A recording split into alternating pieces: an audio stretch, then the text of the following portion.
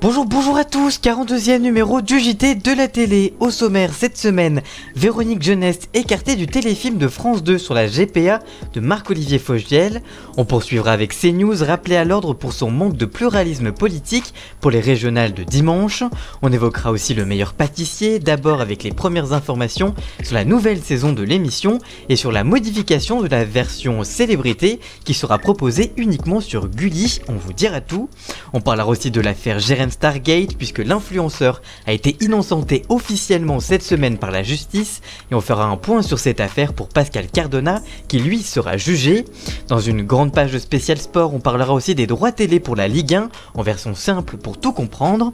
Enfin, on terminera avec l'interview de Xavier Gandon, directeur général des antennes TV et digitales du groupe TF1 pour évoquer les nouveautés de la saison prochaine.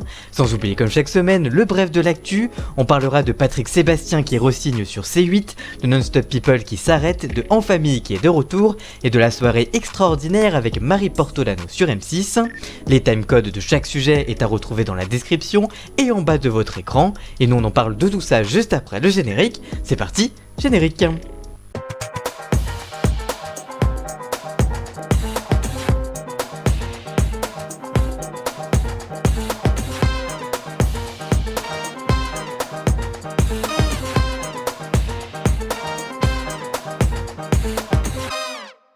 Et on démarre donc comme chaque semaine avec le bref de l'actu. Et on démarre donc avec Patrick Sébastien qui re-signe sur C8. En effet, sur le plateau de Touche pas mon poste, l'animateur a annoncé le retour de Samedi Sébastien pour une deuxième salve d'épisodes dès la rentrée le samedi soir en prime time. Mais ce n'est pas tout, le Parisien révèle que pour la soirée du 31 décembre 2021, la chaîne rediffusera les 20 ans du plus grand cabaret du monde, animé par Patrick Sébastien que France 2 avait proposé en juin 2018. Ce sera la deuxième année consécutive que l'animateur apparaîtra sur la chaîne le dernier jour de l'année. En effet, le 31 décembre 2020, la chaîne avait rediffusé The Fiesta devant 1,5 million de téléspectateurs pour 7,7% du public. Selon Pure Média, la chaîne Non-Stop People dédiée à l'actualité des célébrités va s'arrêter en septembre prochain. L'annonce a été faite aux équipes il y a 2 semaines. Associé à la chaîne, le groupe Canal+ évoque des raisons économiques pour justifier cette décision. Disponible en linéaire et en replay, ce voulait être la première chaîne d'information d'Europe sur les people. Diffusée 7 jours sur 7, la chaîne disposait d'une grille de programmes composée de journaux et de talk-shows en direct. Parmi les figures de l'antenne, les téléspectateurs pouvaient entre autres retrouver Evelyne Thomas avec son émission éponyme ou encore Jordan Deluxe aux commandes de l'Instant de Luxe. Mais la tête d'affiche de la chaîne restait Jean-Marc Morandini qui animait chaque jour depuis 2016 Morandini Live. Contacté, le groupe Canal+ n'a pas répondu aux sollicitations. Par ailleurs, M6 lancera la saison 10 de la série En Famille le lundi 5 juillet à partir de 20h30 sur M6 et verra la famille Star s'en donner à cœur joie sur les réseaux sociaux. Le communiqué de la chaîne précise, je cite, « Entre les tutos cuisine d'Antoine, les photos de la nouvelle chambre d'hôte de Brigitte, l'appli de rencontre de Tata Lucienne ou l'appli de bricolage entre voisins de Jacques, toute la famille Le Kervec entre dans l'ère du digital non sans couac ou situation cocasse. » En moyenne et en audience consolidée, la saison 9 de la série En Famille avait été suivie en 2020 par 2,7 millions de téléspectateurs. La série avait enregistré son record d'audience historique pour son retour à l'antenne le 29 juin dernier. Enfin, un prime dédié au personnage de Marjolaine et à son mariage au Pays Basque avec Jean-Pierre sera prochainement diffusé sur la chaîne. Et on reste sur M6 pour cette dernière news qui va lancer un nouveau divertissement, la soirée extraordinaire avec Marie Portolano. En effet, c'est le mercredi 30 juin à partir de 21h05 que l'animatrice sera aux commandes de son tout premier programme du genre sur M6. La soirée proposera un décor en réalité augmentée, une technologie à laquelle la chaîne a déjà recours depuis août 2015 dans ses journaux quotidiens. Cette nouvelle émission marquera cependant sa première utilisation par la chaîne dans un divertissement. Les téléspectateurs retrouveront pour ce premier numéro Julien Doré, le duo Vita et Slimane ou encore Kenji et Shulking, Gims, Louane, Patrick Bruel, Calogero, Amel Bent, Florent Pagny, Patrick Bruel, Clara Luciani, Amir ou encore Indila. Voilà donc pour le bref de l'actu, on passe maintenant à nos sujets du jour. On commence donc avec Véronique Jeunesse, écartée du téléfilm adapté du livre de Marc-Olivier Fogiel sur la GPA. Selon les informations de Pure People, Véronique Geneste vient d'être remerciée par la production de la fiction adaptée du livre de Marc-Olivier Fogiel, Qu'est-ce qu'elle a ma famille, consacré à la gestation pour autrui, dit GPA, et sorti en 2018 aux éditions Grasset. Confirmé par le numéro 2 de France Télévisions, Stéphane Séton-Gomez, cette décision intervient quelques heures après que le journaliste et patron de BFM TV se soit expliqué sur Twitter, plus que surpris que l'ex-interprète de Julie Lescaut figurait au casting de cette fiction. Il indique, je cite, « Alors là c'est la meilleure, manifestement le budget doit être confortable pour que Véronique Geneste, qui après avoir dit des horreurs, aille à la soupe, miam miam, Burke ». Précisons qu'à l'origine, Michel Bernier devait tenir ce rôle. Après cette annonce, Marc-Olivier Fogiel se réjouit de la mise à l'écart de l'ancienne star de TF1. Je cite, « Ça me paraît plus sage ». Toujours d'après sur le site People, la production serait donc à la recherche de la remplaçante de Véronique Geneste. Ce départ soudain pourrait représenter un coup si la comédienne avait déjà tourné plusieurs scènes. Pour mieux comprendre, il faut revenir en 2018, Véronique Geneste et Marc-Olivier Fogiel s'étaient écharpés après le message de la première sur Twitter fermement opposé à la GPA dont le deuxième a eu recours pour devenir père, une expérience qu'il raconte dans son livre. Elle avait écrit, je cite, « Dans 20 ans, les enfants diront « Dis papa, c'est qui maman? Pourquoi elle m'a vendu ?» Ce à quoi il avait répondu, « Oh là là, quel naufrage, il faut lire et ensuite tu comprendras ». Plutôt que de parler sans savoir, c'est juste la base. La fiction adaptée de ce livre relaitera le combat de deux couples, l'un hétérosexuel, l'autre homosexuel, qui n'ont rien en commun si ce n'est leur désir de fonder une famille. On passe maintenant à CNews, mise en demeure par le CSA pour manquement à son obligation en matière de pluralisme politique. En effet, entre le 10 et le 28 mai, CNews n'a pas respecté le principe d'un accès équitable à son antenne des différentes listes en présence aux élections régionales. Pour en avoir fait le constat, le Conseil supérieur de l'audiovisuel, dit CSA, a décidé mercredi 9 juin de mettre la chaîne en demeure de se conformer à l'avenir à ses obligations en matière de pluralisme. La décision est parue au journal officiel samedi 12 juin, lorsqu'elle a transmis au CSA son décompte du temps de parole sur son antenne des différentes formations, comme chaque service d'information audiovisuelle doit le faire. CNews a indiqué que le Rassemblement national avait bénéficié de 7 minutes d'antenne au cours des 10 jours concernés. Or, après vérification, le CSA a constaté que Philippe Ballard, l'ancien journaliste de LCI, sont entrés en politique en fin avril pour prendre la tête de la liste Rassemblement National à Paris aux côtés de Jordan Bardella, candidat RN à la présidence de la région Île-de-France, pourtant durement présenté, je cite, en sa qualité de candidat, que ce soit oralement ou par le biais d'incrustations à l'écran, n'avait pas été comptabilisé alors qu'il avait été invité 9 fois pour une durée totale d'environ 1 heure. Je cite, « L'examen des séquences fait également apparaître qu'il s'est exprimé, contrairement à ce que soutient l'éditeur, sur des thématiques majeures de la campagne électorale en vue du scrutin à venir en Île-de-France, telles que la sécurité publique, souligne le CSA, dans l'exposé de sa décision. Ironie de l'histoire, à l'origine, les 7 minutes comptabilisées par CNews représentaient un déficit pour le RN que la chaîne comptait bien combler. On ouvre maintenant une page sur le meilleur pâtissier, d'abord sur la nouvelle saison qui arrive prochainement. Une députée va participer à la prochaine saison sur M6. En effet, la future saison du meilleur pâtissier sera marquée par l'arrivée de Marie Portolano à la présentation, mais ce n'est pas tout. Du côté des participants, il y aura aussi des surprises. En effet, malgré les pâtissiers amateurs, figure une ancienne personnalité politique, l'ex-députée écologiste Véronique Massenot, qui a siégé à l'Assemblée nationale entre 2012 et 2017, et a notamment fait partie de la délégation aux droits des femmes et à l'égalité entre les femmes et les hommes, qui a donc accepté de se prêter au jeu pour mettre en avant ses talents culinaires. La sexagénaire s'était retrouvée sous le feu des projecteurs en 2013 lorsqu'un élu UMP, Philippe Leray, avait imité le bruit d'une poule lorsqu'elle s'était en train de s'exprimer. L'intéressée avait elle-même qualifié cette affaire de Poolgate et s'était réjouie de nombreux soutiens reçus à cette occasion. On va évoquer aussi la nouvelle saison du meilleur pâtissier, cette fois célébrité, qui va connaître de nombreux changements. Déjà de chaîne, en effet le programme débarque sur Gulli après avoir été diffusé Après avoir diffusé son premier prime time en direct le 27 avril dernier, à l'occasion de la diffusion du spectacle d'Éric Antoine Connexion, la chaîne jeunesse du groupe M6 muscle son jeu en prime time et accueillera la saison 5 du meilleur pâtissier dans sa déclinaison spéciale célébrité. Marie Portolano, qui succédera donc à la présentation de la version principale de meilleur pâtissier, ne sera pas aux commandes de la version célébrité. C'est un duo inédit composé de Norbert Tarrer et de Mercotte, figure incontournable du programme, qui seront à la tête de l'émission. Le tournage se déroule actuellement au château de Grousset dans les Yvelines, en même temps que la saison 10 du meilleur pâtissier classique.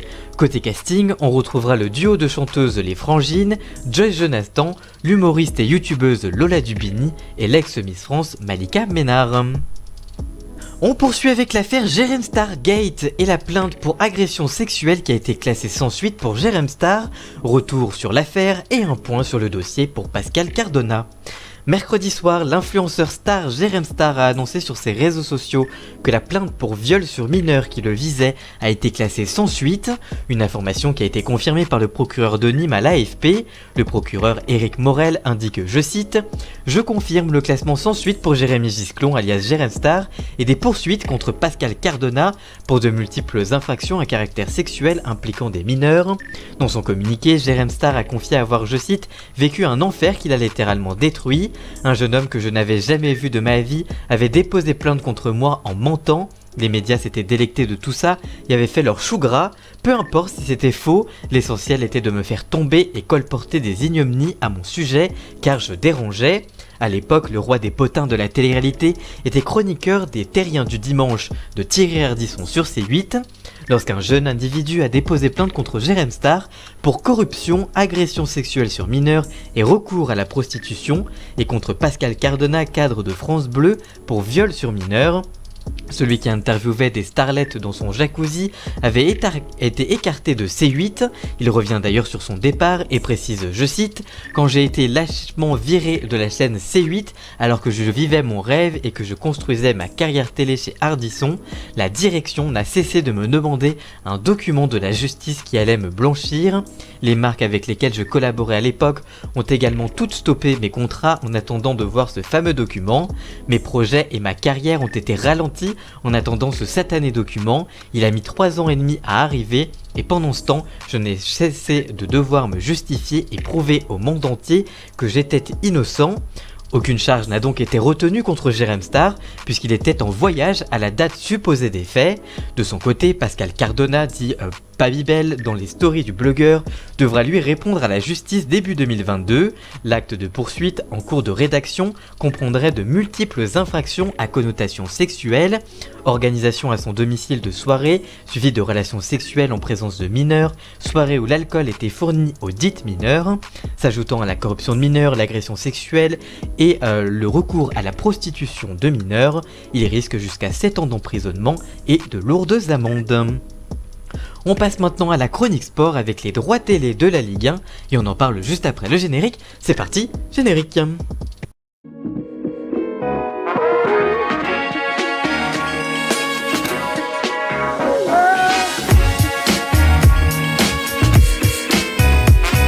Depuis quelques jours, les droits du football sont de nouveau au cœur de discussion. En effet, il y a quelques semaines, la Ligue de football professionnel avait fait le choix de Canal+, Amazon et beIN Sport pour diffuser la Ligue 1 et la Ligue 2 à partir de la saison prochaine.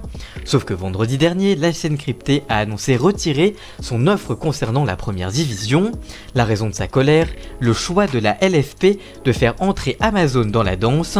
Dans un communiqué, le groupe indique, je cite, « Après l'échec du choix de Mediapro en 2018, Canal+ regrette la décision de la Ligue de football professionnel de retenir aujourd'hui la position d'Amazon au détriment de celle de ses partenaires historiques Canal+ et beIN Sport. Canal+ ne diffusera donc pas la Ligue 1.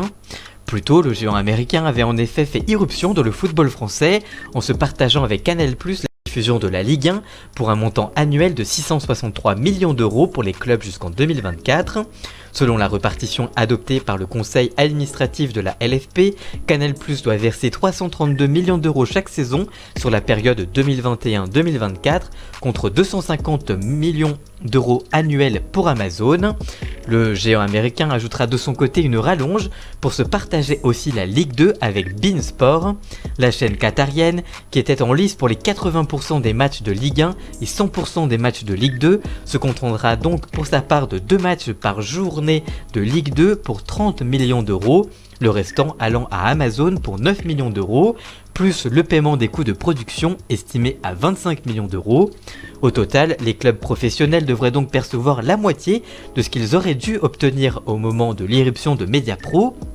Un moindre mal toutefois pour le football français, très touché par la pandémie de Covid-19. Amazon renforce ainsi son implantation sur le marché des droits sportifs via sa plateforme Prime Video, avec les droits télé du foot en Angleterre, en Allemagne et en Italie, ou encore des matchs de tennis à Roland-Garros pour le marché français. Amazon Prime Video s'en est logiquement félicité ce vendredi, saluant, je cite, une nouvelle ère pour la Ligue 1, et précise dans un communiqué, je cite, cet accord historique fait de Prime Video un partenaire majeur du football professionnel en France, avec 8 matchs disponibles en exclusivité sur Prime Video à chaque journée. Il marque le début d'une nouvelle ère pour la Ligue 1, avec des matchs distribués pour la première fois en France sur un service de streaming vidéo. Le choix de Canal+ et d'Amazon, partenaires au rein financier très solide, devait être une bonne nouvelle pour le football français en souffrance, mais Canal+ en a donc décidé autrement puisqu'elle se retire et indique que la chaîne n'a plus besoin de la Ligue 1, puisqu'elle indique, je cite, « À partir de la rentrée, le groupe Canal proposera à ses abonnés pour la première fois les 2 plus belles affiches de chaque journée de la Ligue des Champions et dès le 11 août, la Super Cup, la Super Coupe d'Europe, entre Chelsea et Villarreal. La plus prestigieuse compétition européenne complétera une offre sport riche de Première Ligue, de Top 14, de Formule 1 ou encore de MotoGP diffusée en intégralité. De son côté, Roxana Mariaxanu, ministre des Sports, a de son côté précisé sur France Info, je cite, « Un contrat c'est fait pour être respecté, c'est un contrat. Canal+ ont signé un contrat avec beIN Sport. Ce serait bien aussi que tous ces acteurs pensent à la continuité de ce sport. » Avant de continuer, je cite, et avant d'appeler à y mettre du sien, l'ancienne championne de natation a rappelé que l'État avait versé 50 millions première fois et remettra 50 millions d'euros pour le football pour compenser les pertes dues au huis clos, mais l'État ne peut pas remplacer des diffuseurs et des droits télé. Il faut qu'à un moment on arrête les guerres d'ego aussi et qu'on arrive à trouver une solution. Cette dernière souhaite que la Ligue trouve une solution et espère, je cite, que les consommateurs de football s'y retrouveront, que les clubs continueront à avoir ce même soutien indispensable de la part des diffuseurs pour continuer à proposer du football et être concurrentiel. Pour le monde du football, c'est un véritable drame d'être passé d'1 milliard d'euros de droits télé à la moitié aujourd'hui. Et on termine cette semaine avec l'interview pour Pure Média de Xavier Gandon, directeur général des antennes TV et digitales du groupe TF1, qui en a dit plus sur la prochaine saison télé pour TF1. Il revient d'abord sur Danse avec les stars, absent de l'antenne depuis 2 ans. Il indique, je cite, « C'est en effet l'un des rares programmes que nous n'avons pas pu proposer cette saison du fait de la nature et du nombre de contrats physiques qu'il implique. Ce sera en effet l'un des événements de la rentrée, le grand retour de Danse avec les stars. » Lors de cette interview, l'homme revient notamment sur le grand succès d'Ici tout commence en pré-access et de Demain nous appartient, ainsi quid de la franchise Bienvenue chez nous et ses dérivés sur TF1.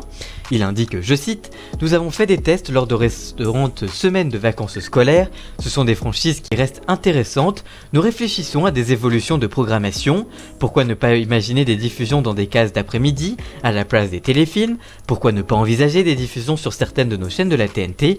Rien n'est encore acté définitivement. » Il revient ensuite sur la saison 2 de District Z, malgré les audiences qui ont sérieusement dévissé au fil du temps. Je cite, « District Z a en effet signé un démarrage énormissime, c'est une saison 1 d'une pure création, nous savions en la tournant qu'il y aurait des ajustements à apporter, nous avons eu de très bonnes études qui montraient l'appétit du public pour la promesse de l'émission, il était donc logique que nous nous commandions une saison 2, nos équipes ont travaillé avec celle d'Arthur pour apporter de nombreuses modifications de forme et de structure en saison 2. Notre ambition est d'installer District Z comme une franchise récurrente de jeux d'aventure sur TF1. Il revient aussi sur les critiques sur les réseaux sociaux pour la finale de Koh-Lanta qui est dorénavant coupée en 2 parties et il indique, je cite, « Nous trouvons intéressant de prendre le temps de bien raconter des épreuves aussi mythiques que sont les épreuves d'orientation et des poteaux. Cela laisse aussi le temps à Denis Brognard en plateau pour débriefer l'aventure avec les candidats, voir la métamorphose de ces derniers, un des moments les plus attendus de l'émission. Les audiences nous donnent raison puisque nous n'avons jamais signé d'aussi belles performances que depuis ces 2 ans que nous proposons cette formule. Nous sommes pas en otage de Twitter pour prendre nos décisions, nous faisons des études sur ce que pense le vrai public. » Il indique sur cette fois Une famille en or, enregistrée depuis de nombreux mois, qui n'est toujours pas à l'antenne, je cite, « Ce n'est pas un secret, c'était une émission prévue pour l'Access. Or, le succès immense rencontré par Famille Nombreuse a un peu chamboulé nos plans. Nous avons réfléchi à une nouvelle case. Une famille en or sera diffusée à la rentrée et je suis sûr que ce sera un temps fort. » Pure Média pose la question suivante, je cite, « Côté fiction, vous avez arrêté cette saison section de recherche et Alice Nevers pour cause de faiblesse sur les ménagères. Léo Mattei, la série de Jean-Luc Reichmann, faible sur cette cible commerciale, connaîtra-t-elle le même sort ?» Et au patron de répondre, je cite, « Non, le cas est différent car nous avons un partenariat bien avec Jean-Luc Reichmann. Chaque midi, il réunit près de 3,5 millions de Français et 35% du public avec les 12 coups de midi. Le public l'adore, il est un animateur préféré des Français. La série reviendra. Pour l'instant, nous sommes en écriture et en discussion avec lui pour les épisodes de la saison prochaine. » Le site pose cette question, dédié aux séries américaines, vos cases du mardi soir et du mercredi soir souffrent souvent en audience avec un abandon régulier du leadership. Réfléchissez-vous à réduire votre offre dans ce domaine ? Le patron répond, « Nous pouvons parfois avoir des séries jeunes un peu segmentantes qui vont faire 15 ou 16% de part d'audience en moyenne, mais tant que nous faisons 25 à 30% sur les cibles commerciales, cela reste des propositions très satisfaisantes pour TF1. Ce que nous voulons sur TF1, c'est de proposer le meilleur dans toutes les catégories de programmes plébiscités par le public. Les séries étrangères en font partie. Nous ne voulons pas abandonner ce segment aux plateformes, nos concurrents principaux aujourd'hui. Nous avons donc la volonté de continuer cette offre et de prendre des risques, même si ce n'est pas toujours récompensé. » Voilà donc pour ce que l'on pouvait dire du côté de TF1, mais nous reviendrons la semaine prochaine dans le dernier JT de la télé de la saison sur les annonces qu'il a faites pour TMC cette fois. On en parlera donc la semaine prochaine dans le dernier JT de la télé de la saison. Voilà, j'espère que ce nouveau JT de la télé vous aura plu. Si c'est le cas, n'hésitez pas à le liker, le commenter, le partager. Merci encore à Jason alias Ian Scott pour la musique d'ambiance et le générique. Tous les liens sont dans la description évidemment. Et nous on se retrouve très vite pour une toute nouvelle vidéo. A très bientôt, ciao.